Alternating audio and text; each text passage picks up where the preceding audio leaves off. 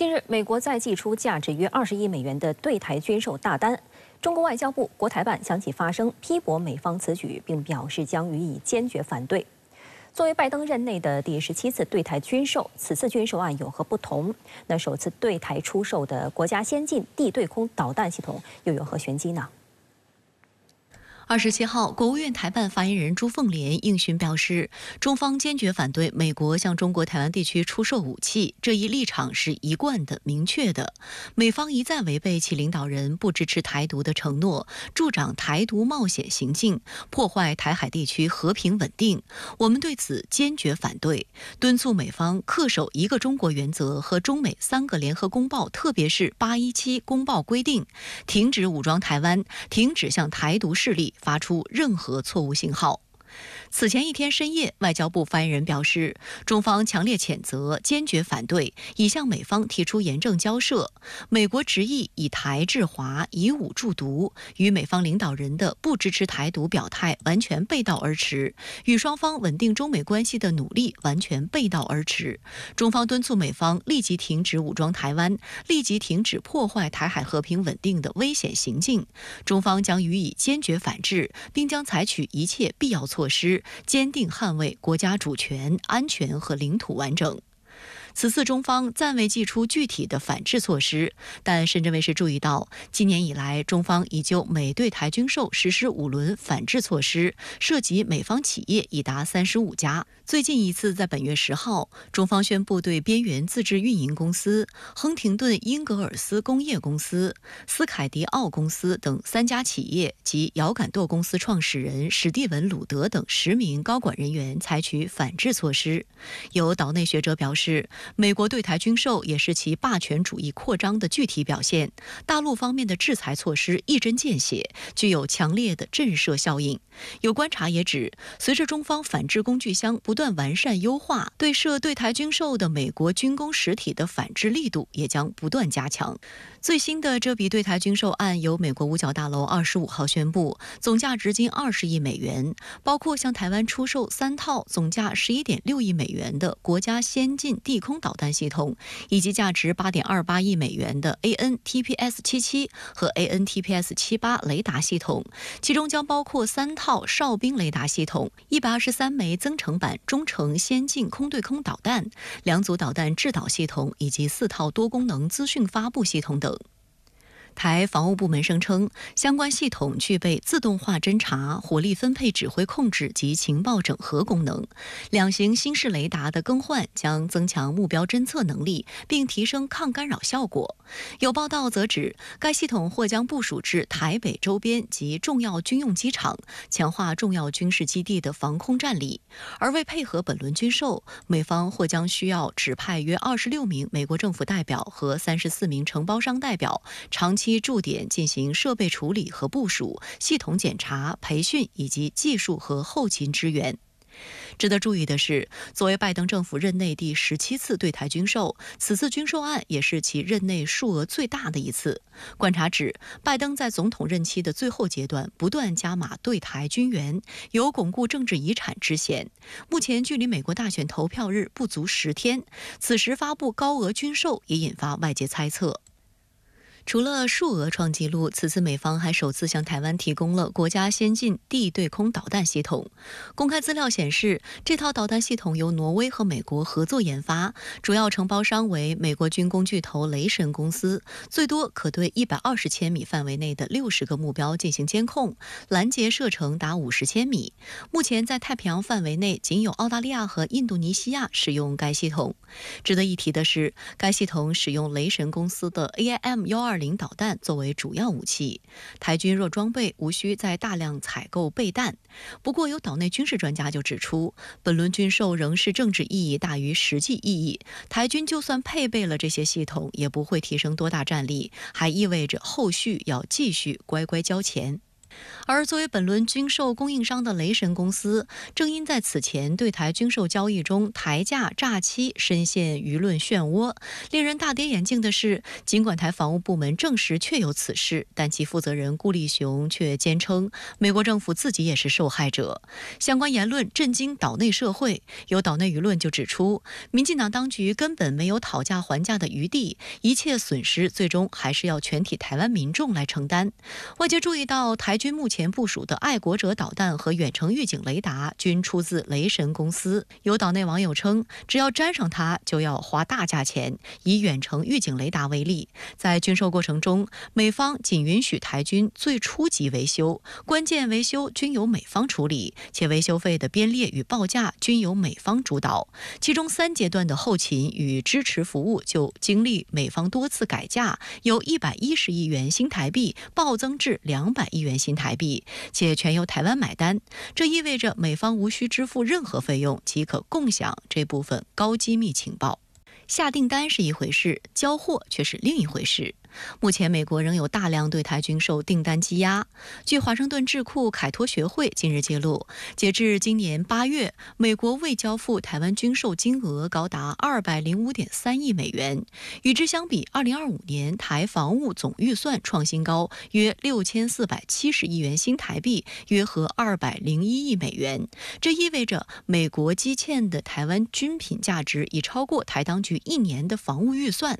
报告还揭露，今年9月，在美军基地等待空运到台湾的军品共504个货运托盘，其中340个托盘上的军品遭受水损，包含发霉的防弹衣、40年前的炸弹以及无包装或无缓冲包装的机枪。岛内媒体披露，这些垃圾运来台湾后，还要台当局自身花钱销毁。另外，观察指，民进党当局真金白银买的装备迟迟未能交付，老旧装备却已到期淘汰。台前空军副司令张延廷此前就爆出，由于美售台战机 F-16V 的交付时间一再拖延，台空军目前已经无机训练。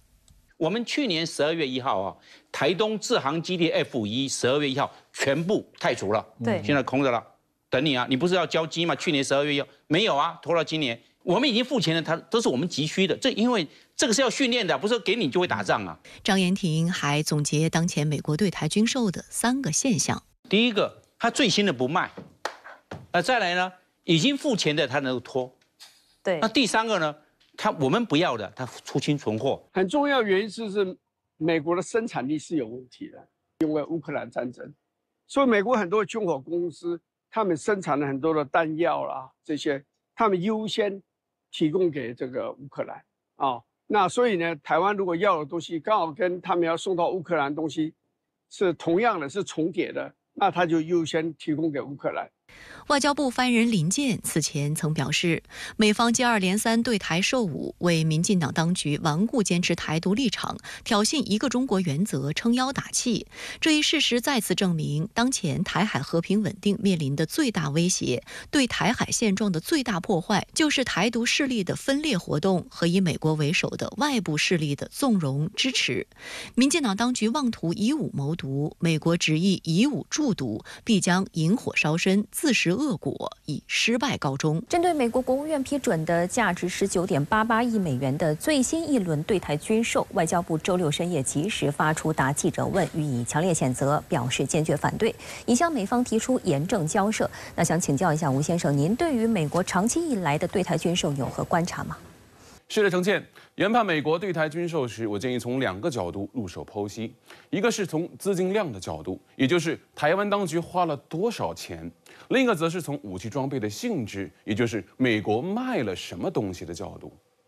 先谈资金量，如果仅从资金量的角度去看，拜登绝不是用对台军售宰客最狠的美国总统。但是衡量美国对台军售仅能从资金的这个多少去考量吗？当然是不行的。再来看装备的性质，美国对台军售走的是所谓《台湾关系法》那套国内法。美在台协会2019年干了一件特别耐人寻味的事情，那就是对外公布时任美国总统里根在1982年时留下的备忘录，里面给出了美国对台军售的所谓原则与逻辑。用里根的话讲，就是美国对台提供武器装备的性能与数量，完全要看中华人民共和国构成的威胁程度而定。那么随后几届美国总统大多遵循了里根的这套说辞。无论是对台出售爱国者系列防空系统还是铺路爪远程预警雷达，亦或是近几年的 F-16V 战机、M1A2T 主战坦克大多源自美国方面对台海两岸军事力量对比的研判。请注意，这是美国的研判，不是台军基于自身建军思路与台岛防卫的主观需求。也就是说，在对台军售这件事情上，美国是以一种霸道逻辑霸凌台湾方面的。是不要你以为，我只要我以为。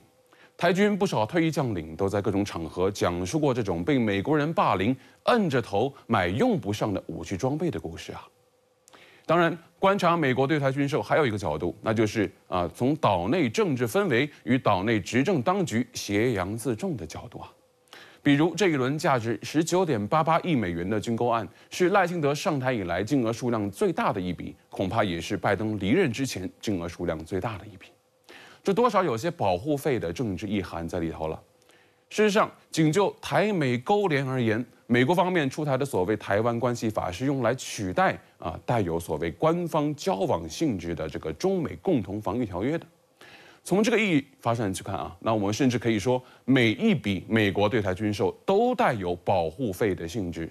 那么政治潜台词是，只要美国还在对台湾出售武器装备，那么以此为基础的非官方交往就有可能升级为军事保护与调停介入。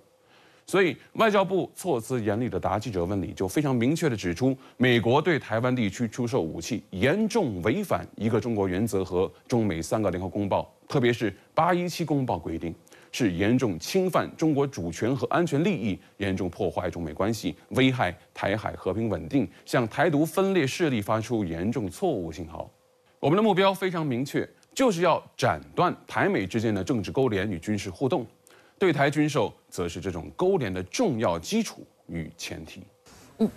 那么具体围绕这一轮美国对台军售涉及的武器装备，吴先生您有何观察？是否会影响两岸的军事力量对比呢？那我先说结论吧。这些东西即便真买到手了，在台湾岛内部署到位了，也无法改变两岸军力对比，也不能为台独势力所谓以武拒统张目。先说国家先进地空导弹系统，首字母简写是 NASAMS， 这是一套由导弹发射车与哨兵雷达构成的中近程防空导弹系统，由挪威与美国联合开发，采取机动部署、阵地展开、固定发射的方式。那么据我了解台军这一轮采购3套 NASAMS。倾向于用于要地防空保卫台北的关键设施，比如说台北防务部门以及台北周边的军用机场。NASAMS 的特点是将战斗机挂载的空导弹放在地面上发射，扮演某种地对空导弹的角色增加这个弹药的泛用性。这套系统可以发射AIM-9X 响尾蛇导弹、AIM-120中距离以及增程版导弹。言下之意是，这套系统可以发射台空军目前已经装备的一系列美制空导弹。那么假设台空军被解放军压制的无法升空作战，那么台空军还可以借助一系列这些地面系统让库存导弹、库存弹药在地面上发挥作用。台湾这一次特别采购了123枚的增程版的 AIM-120，它是新面孔。台湾岛内此前没有买过这个东西。它让这套防空系统的射程进一步拓展到了50公里左右，哨兵雷达的探测范围大概是120公里左右，它勉强具备一定的区域防空能力。再说说台军采购的另外2套雷达系统吧。这个 AN-TPS-77远程监视雷达由美国洛克希德马丁公司研发，工作在 L 波段，是一款可以机动部署、固定展开的3D 有源相控阵雷达。它的探测范围在10到470公里左右主要用来保障空情，监视解放军的空中力量以及监视火箭军发射的战术导弹。那么另一款呢是 AN-TPS-78空中监视雷达，它由美国诺斯罗普格鲁曼公司研发，工作在 S 波段，也是一款可以机动部署固定展开的3D 有源相控阵雷达。探测范围在450公里左右，特别优化了滤波性能，可以部署在风力发电机林立的台湾西海岸。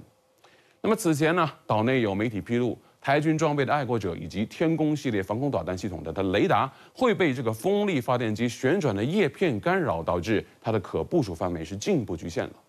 因此啊，新款雷达确实在一定程度上解决了台军的某些所谓痛点。那针对美国新一轮对台军售，大陆方面会有怎样的反制手段？针对上述几款武器装备，在战时条件下，我们又有哪些针对性的手段呢？吴先生，美国对台军售有一个显著的特点，那就是定案付款与装备交付之间存在一个较大的时间空档期。也就是说，在这个不大不小的交付的这个空窗期内啊，我们有文章可以做。前不久，由解放军东部战区实施的联合利剑2024B演习中，有一个新动向非常值得关注，那就是由中国海警派出的一批水面舰艇兵力对台湾岛实施了绕岛警戒巡航。这意味着大陆完全具备使用准军事力量，在和平时期针对台湾岛实施武器禁运、海上禁运的能力。要知道，由美国对台出售的几乎所有军事装备都需要使用民用船只运抵台湾。那么我们在必要的时候，完全可以援引中美3个联合公报为代表的国际法，以及反分裂国家法为代表的国内法，对台湾实施武器禁运，使用海警兵力拦截这些运送美式装备的民用船只，登船临检、驱逐、驱离，乃至于是查扣、封存，都是工具箱里的可选项。美国一而再、再而三地罔顾中美关系大局，对台出售武器装备，那就要做好一招尽失、一失全无的心理准备啊！退一万步讲，倘若台军陆续拿到了这些美式武器装备，那么在战时条件下，解放军也完全具备能力将它们全部摧毁。就以 NASAM 的这个防空导弹系统为例啊。作为美国援助乌克兰的武器装备之一，他们在战场上被俄军发射的柳叶刀巡飞弹是直播式打靶，已经不是什么新闻了。就更别说台军的乐山雷达站、爱国者导弹阵地以及基德舰，早就在解放军这些年多个版本的攻台方案里，以五花八门的方式被摧毁过无数次。我还是那句话，两岸同胞都是中国人。没有什么心结不能化解，没有什么问题不能商量，没有什么势力能把我们分开。促统与反独是中央对台大政方针的核心要义。对支持统一的台湾同胞，我们以菩萨心肠爱之；对挟洋自重的台独分子，我们自有雷霆手段惩之。